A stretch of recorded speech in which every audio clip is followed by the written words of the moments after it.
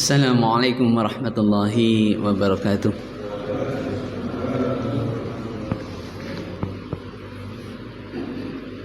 Alhamdulillah alladzi khalaqal mauta wal hayata liyabluwakum ayyukum ahsanu amala wa huwal azizul ghafur. Alhamdulillah alladzi anzala as-sakinata fi qulubil mu'minin ليزدادوا إيمانا مع إيمانهم أشهد أن لا إله إلا الله وحده لا شريك له وأشهد أن محمدا عبده ورسوله لا نبي ورسول بعده اللهم صل وسلم على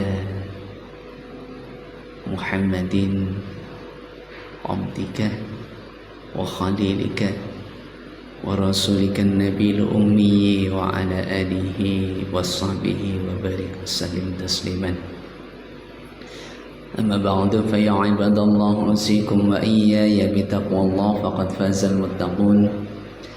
وقال الله تعالى في كتابه الكريم أعوذ بالله من الشيطان الرجيم بسم الله الرحمن الرحيم يا أيها الذين آمنوا اتقوا الله حق تقاته ولا تموتن إلا وأنتم مسلمون. وقال يا أيها الذين آمنوا اتقوا الله وابتغوا إليه الوسيلة وتجاهدوا في سبيله لعلكم تفلحون. Hadirin jamaah subuh yang dirahmati Allah, marilah kita senantiasa menyadarkan diri kita untuk senantiasa bersyukur kepada Allah Subhanahu wa ta'ala,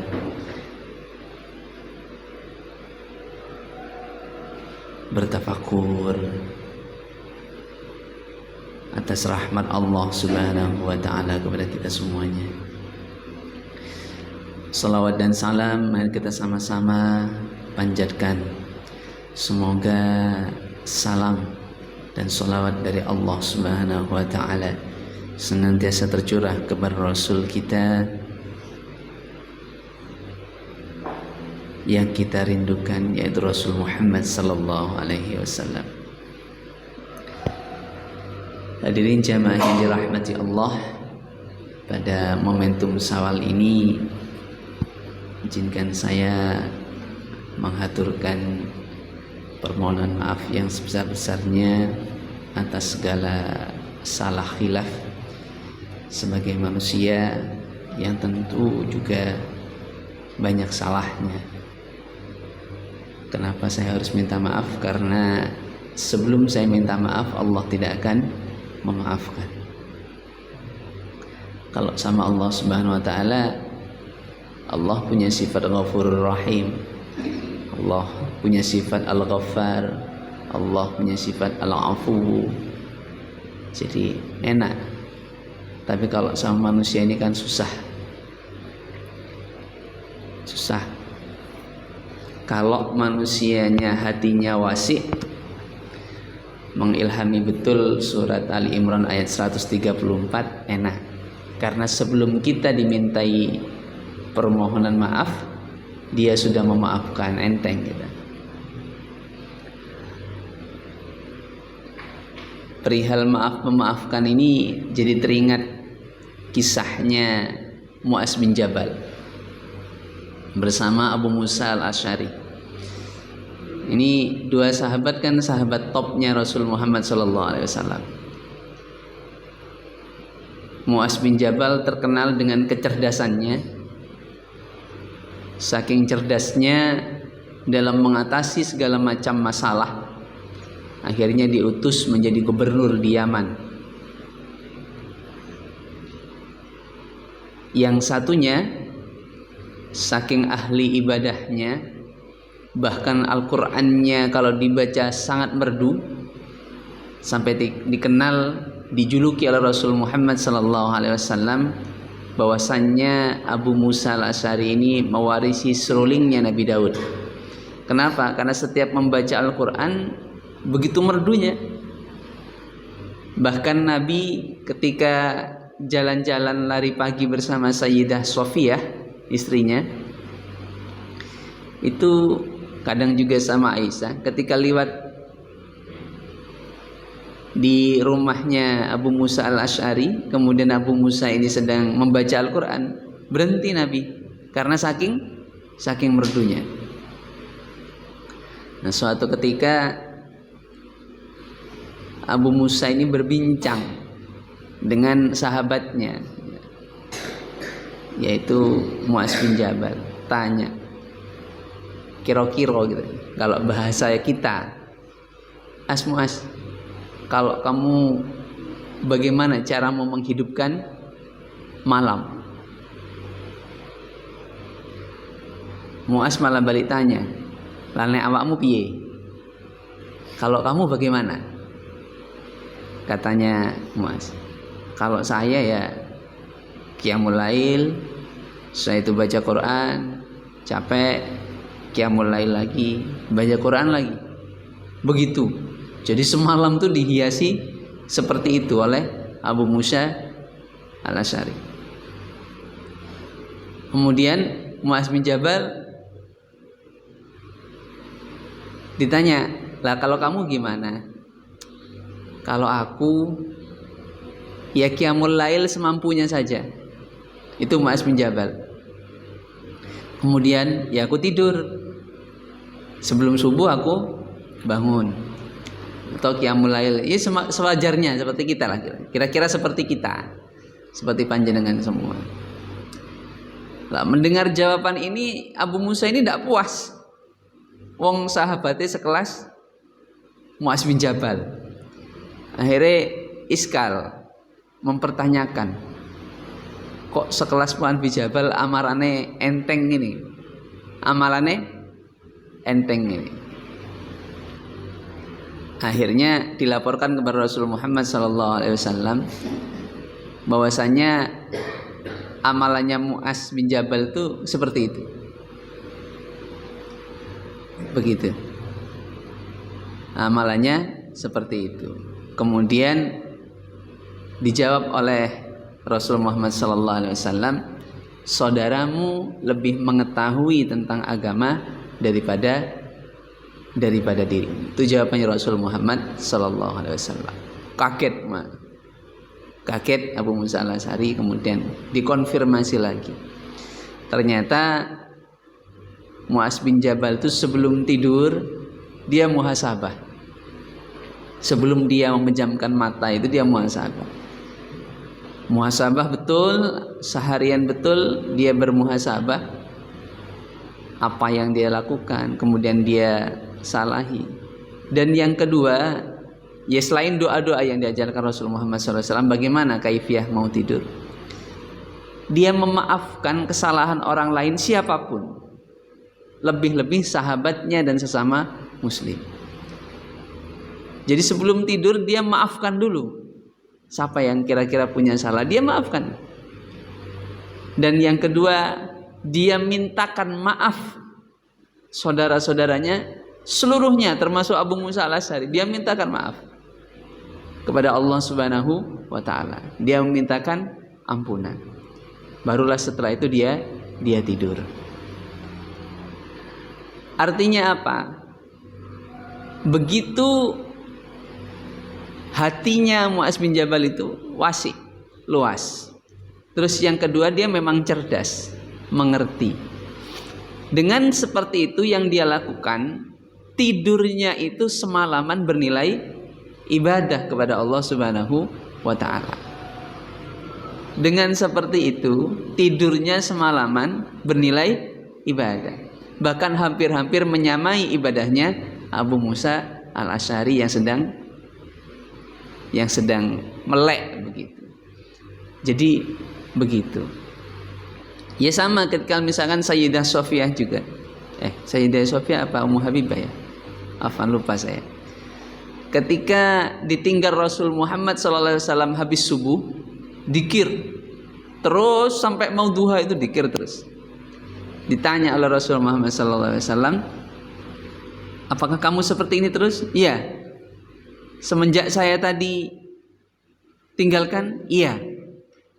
Kemudian sama Rasul, maukah aku ajarkan sebuah kalimat 3 kalimat yang kalau kamu baca, niscaya bacaan itu menyamai apa yang kamu baca dari tadi aku tinggalkan sampai aku kembali lagi.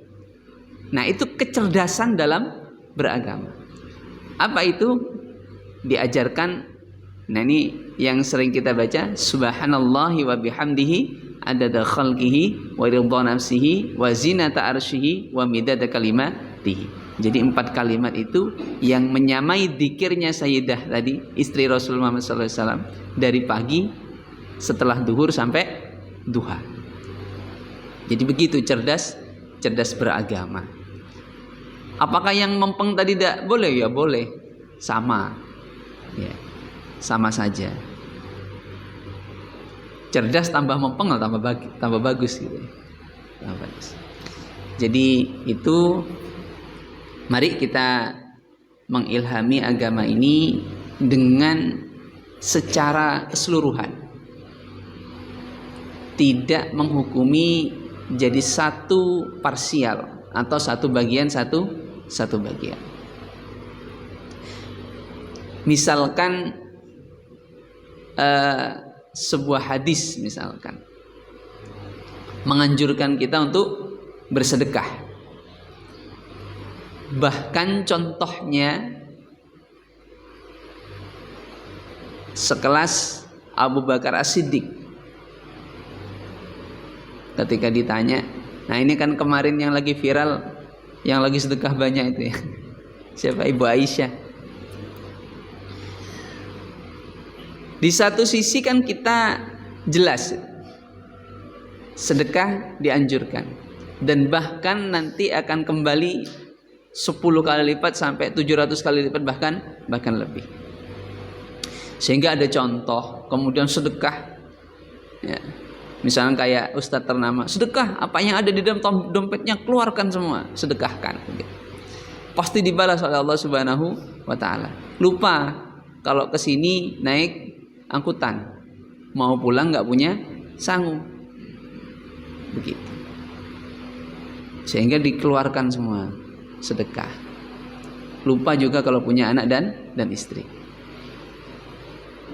Kasih contoh, Abu Bakar As-Siddiq menyedekahkan seluruh hartanya, bahkan istri dan anaknya ketika ditanya oleh Rasul Muhammad SAW, disisakan Allah saja untuk mereka.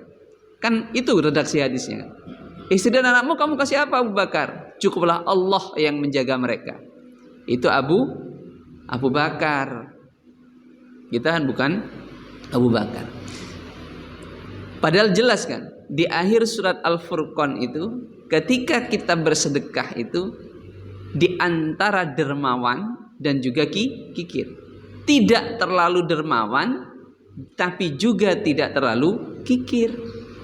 Di antara keduanya disisakan untuk orang yang kita wajib nafkahi. Siapa? Istri dan anak kita. Lupa. Maka Al-Quran setelah turun ayat surat Al-Maidah al-yawma akmaltu lakum dinakum wa atmamtu alaikum ni'mati wa raditu lakumul Islam madina, itu kompleks. Jadi satu kesatuan. Nah, ini kadang-kadang yang kita pahami hanya dalam satu sudut pandang saja. Sehingga ketika ingin bersedekah, wis itu koyoke di tekno kabeh, lali kalau dia punya kewajiban. Sedekah itu hukumnya wajib, tapi mendidik anak, menyekolahkan anak, sedekah hukumnya sunnah. Sedekah hukumnya sunnah kan, kecuali zakat. Menafkahi anak, mendidik anak, membayar sekolahnya anak, hukumnya wajib. Di mana letak logika kecerdasan kita beragama kalau mendirikan yang sunnah tapi meninggalkan yang wajib? Maka yang dipakai di sini adalah dalam bersedekah ada aturannya, yaitu surat Al-Furqan atau di akhir surat Al-Furqan. Jadi bersedekah antara jor-joran dan juga kikir. Artinya sedekahnya itu ya boleh banyak, tapi jangan sampai meninggalkan kewajiban yang menjadi tanggung jawabnya. Siapa itu? Yaitu istri, anak. Kalau ada orang tua yang sudah sepuh yang wajib dinafkahi, ya sisakan untuk mereka. Begitu maksudnya. Sehingga tidak terjadi fenomena di masyarakat yang hanya memahami hukum Islam hanya dalam satu sudut pandang. Artinya mereka tidak memahami Islam secara kafah. Kemudian kalau sedekah boleh misalkan. Ini misalkan saya. Kalau sedekah boleh dengan tujuan pengen yang lebih banyak. Padahal di ayat lain jelas, wala tamnun tastakthir. Jangan kamu memberi dengan harapan memperoleh yang lebih banyak. Jadi banyak hal-hal yang kontradiktif. Dalam satu sisi perintah, dalam satu sisi itu ada rambu-rambunya. Terkadang kita fokus sama perintahnya, tapi lupa sama rambu-rambunya. Begitu. Jelas sedekah oke, ditawari. Adapun ada tawaran Allah, ada iming-iming Allah tentang pahala, tentang balasan yang 700 kali lipat bahkan kontan di dunia.